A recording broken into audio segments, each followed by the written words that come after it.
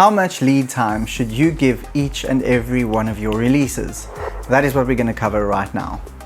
Hi, I'm Ryan Sullivan for Refine Audio, and I want to talk to you about how much release time, lead time, you should have for each release that you put out. So in my previous video, I went over how often you should be releasing a record. And no matter what kind of record you're releasing, whether it be a single, an EP, an album, or whatever it is that you're up to, if you are releasing a record, you need to leave a certain amount of lead time before it drops, before it's available publicly on all the platforms around the world, whether streaming, downloading, whatever it might be, right?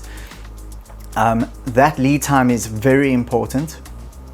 What I'm seeing a lot of artists do is the moment their song is ready, they schedule it for release in the shortest time frame possible because they just want their song to get out there and be in front of people. And I understand that feeling. I've been there many years ago. I was extremely excited, but I was held back by physical manufacturing. So your record, in order to warrant it being pressed, warrant it being put on a CD or on a vinyl, it needed time. It needed to be tested for viability for a business, a record company. And so I've run multiple record companies over the years and been involved in multiple record companies, and they want to test for viability, right? That was how it used to work back in the day. So DJs would be sent records, whether for clubs or radio or whatever. DJs would be sent test pressings of a record in order to test its value and see if there is a market for it, and see if there would be some kind of demand. And based on that response, the reaction would determine whether that record would be released, and if so, how much to invest in that record, right? So if it was a vinyl release, gets played in a club, people go crazy, or gets played on the radio and people are calling in going, what is that song? We love it. Then the label knows we need to press many copies. Could be thousands, hundreds of thousands, millions, whatever the case might be, right? In some cases, especially for niche markets like house and techno, it would be 300 copies or 500 copies, could be really low, you know, and then when those fly off the shelf, then they know to invest even more and do 5,000, 10,000 and so on. Anyway, I digress. The point of this is, I'm losing the point of this, is about lead time today. In the digital world, with streaming and digital downloads, what is the lead time? We have the ability to release a record almost immediately, and in fact, if you release it on all your own channels, which I highly recommend, you have the ability to schedule a release to drop within the week that you schedule it, within 3 to 4 days. Some distributors and aggregators say that they can drop it within 2 days. There is a risk there. Sometimes you tell your audience the song's going to be available in 2 days, and then suddenly it's not because they couldn't get it distributed to all the different platforms in time. So there's reason number one not to schedule your releases too soon in advance. You want to give your release some time scheduled in advance, so that one, you eliminate all those errors. That's the first small reason, right? You're going to upset your fan base. You're going to piss your fan base off if you're giving them information and it's not true. You look like you're not standing up to your promises. You can't deliver what you say you're going to deliver on, and although it's such a small thing, do that 2 or 3 times, your fans move on. That's the reality of it. Other than that, there are more important reasons. If you want to generate some hype and you want to build anticipation for your record, you need to have strategies in place, you need to have plans in place, and the tools to execute those plans and strategies in order to generate said hype and anticipation. And in order to do all of that, your record again needs to be released with some lead time. So that lead time should be at least a month. If you've got a month's leeway, you have time to make sure you iron out all potential kinks and don't run into any silly avoidable hurdles.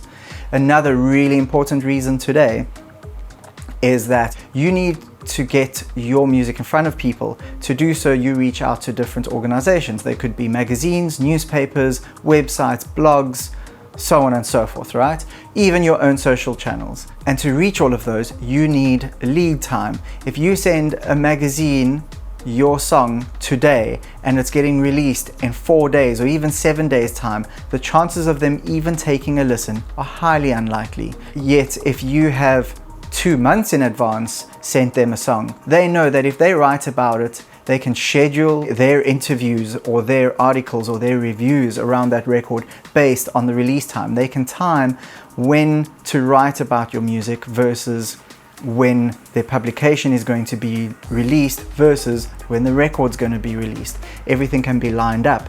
It also gives people time.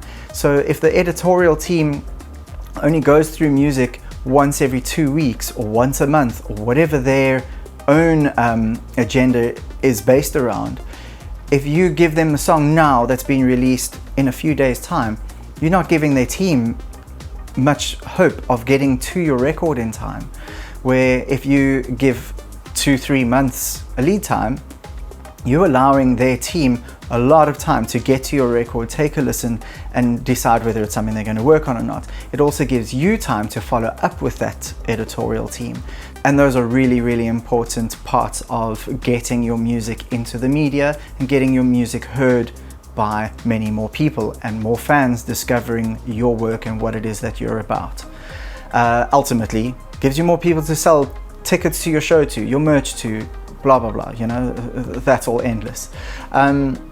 Another thing is that if you have more lead time, you are able to submit your music to the editorial teams behind Spotify and Apple Music and any other stores that you might be looking for features on. So if you have a specialist psychedelic rock store, if you have a specialist techno store, that whatever it might be, a house store, then you are able to reach out to those individual stores and say, listen, I've got this record coming up.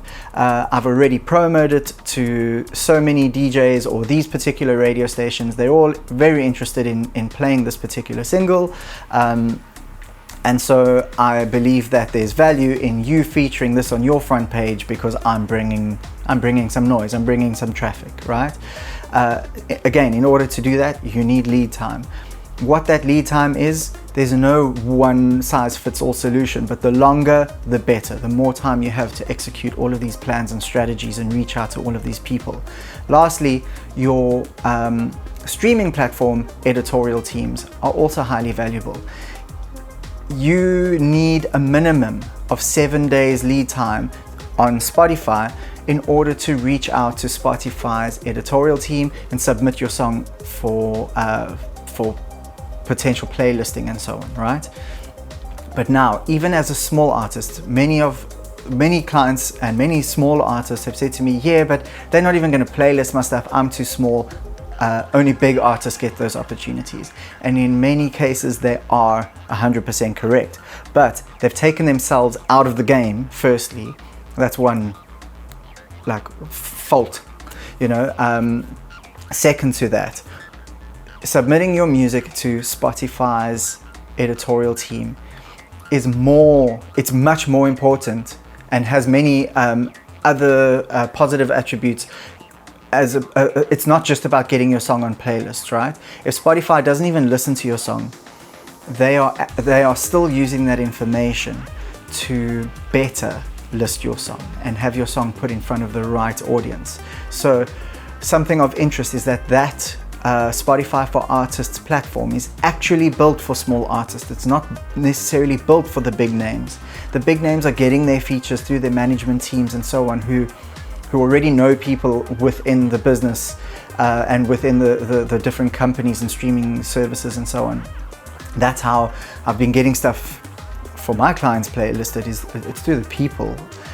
The value of that Spotify for Artists platform and being able to submit your music through that is that you are able to further define your song.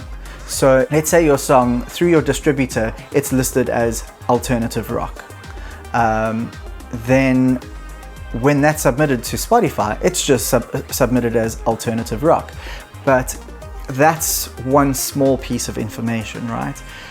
By entering more information through Spotify for Artists, submitting your music to their editorial team, you are required to enter more information, and that information is extremely valuable. So you might be able to go a step further and go, it's closer to folk, or it's a bit more psychedelic, or it's whatever the case might be. You could say the song includes synthesizers and a drum machine. So even as an alt rock song with those electronic elements, that tailors that song to a different audience than your typical alternative rock song. So by entering that bit of info, Spotify is being told, so not just people, but even the famed algorithm is being told that this music is actually a bit more suited to this kind of a person. So somebody who loves Tame Impala would receive something different to somebody that loves Nickelback, even though those songs are vaguely somewhere along the line fall under one genre, and there's probably a little bit of a crossover audience. Your data that you're submitting through your Spotify for Artists portal is extremely valuable to make sure that the song is put in front of the right people, the correct listener. This is already getting long, so I'm going to cut it here and talk more about playlisting and fans and how all of that crosses over in another video. I hope this has been beneficial to you and for you. I hope it's knowledge that you can use and information that you can use. There is loads more. As you can probably tell, I'm pretty excited about this stuff, so I'll unravel more as I get time to make more videos. Cool. If this has been rad, then awesome. That's all that I care about. Hope you've enjoyed this. Catch you in another video soon. Cheers.